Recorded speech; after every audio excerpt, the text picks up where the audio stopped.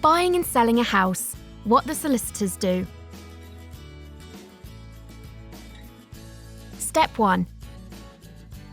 The estate agent finds a buyer, agrees the price, then writes to the solicitors with the details. Step 2. They write to their clients with their terms of business. To protect against property fraud, you'll have to provide ID to prove it really is you. You may also have to show how you acquired the money, so it is clear it is not the proceeds of crime. Step 3. If you're selling, you'll get some property forms to fill in, giving information about the property, such as if you've had new windows, an extension, or flood problems. You'll also fill in a form confirming what items you'll leave at the property.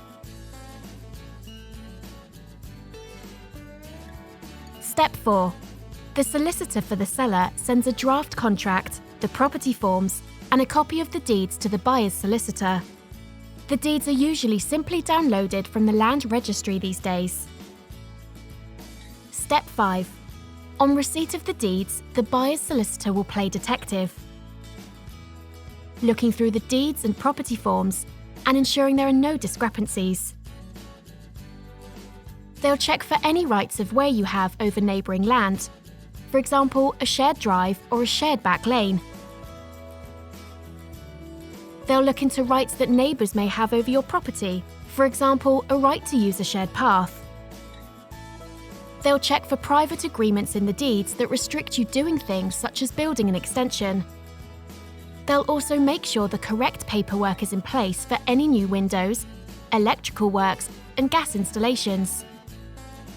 Inquiries are then raised with the seller's solicitor to iron out any discrepancies. Step 6. Next, there are 3 usual searches carried out by the solicitor. A local search, which reveals things such as building works done to the property. An environmental search, which reveals whether the property may be built on contaminated land. And a drainage and water search, which shows where pipes run and confirms whether the property is connected to the mains. Step 7. The seller replies to inquiries.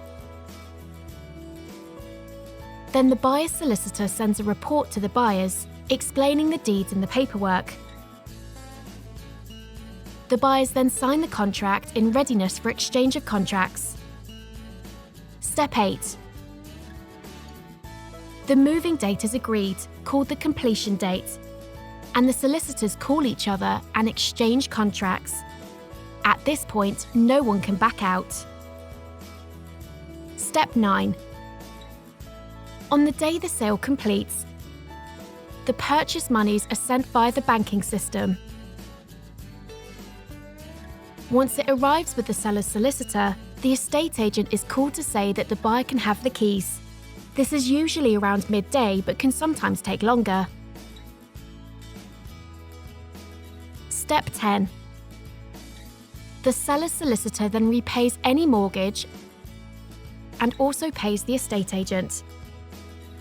The buyer's solicitor will register the change of ownership with the land registry,